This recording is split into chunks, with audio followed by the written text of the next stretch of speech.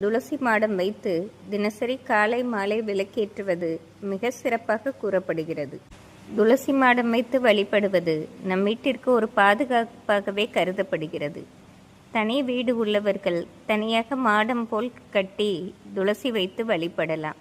அப்படி வசதி இல்லாவிட்டாலும் நாம் சிறிய தொட்டியில் வைத்து அதன் முன் சிறு விளக்கேற்றி நாம் வழிபடலாம். நாம் துளசி செடி வைத்து வழிபடும் போது நாம் விளக்கேற்றும் போது ஓம் துளசி மாதாவை போற்றி, துளசி மாதாவை போற்றி என்று 5 முறை கூறி ஏற்றினாலே நமக்கு லக்ஷ்மி கடாட்சம் நிரந்தரமாக கிடைக்கப் பெறுவதாக கூறப்படுகிறது.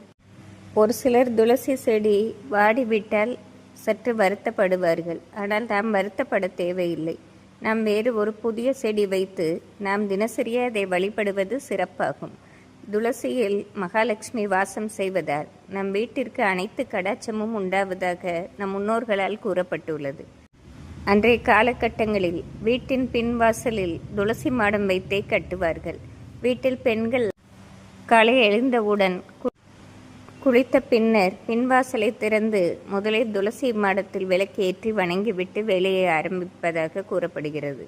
ஆனால் இன்றைய காலகட்டங்களில் நாம் வீட்டின் முன்புறமாகவே வைக்கலாம்.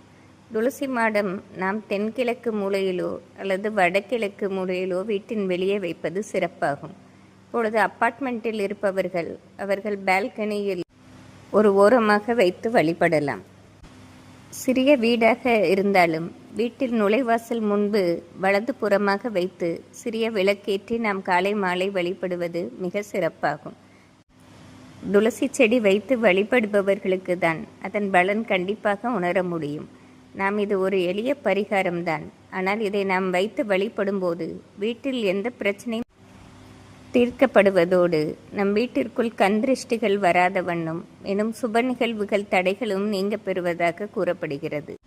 நம் வீட்டில் கடன் பிரச்சனை, பணப்பிரச்சனை போன்றவை இருந்தால் துளசி செடியை வைத்து வழிபடும்போது அனைத்தும் நல்லபடியாக தீர்ந்துவிடும்.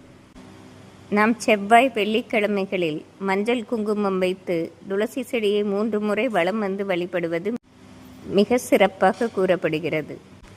குறிப்பாக பெண்கள் இந்த துளசி பூஜையை செய்வது மிகவும் சிறப்பாகும்.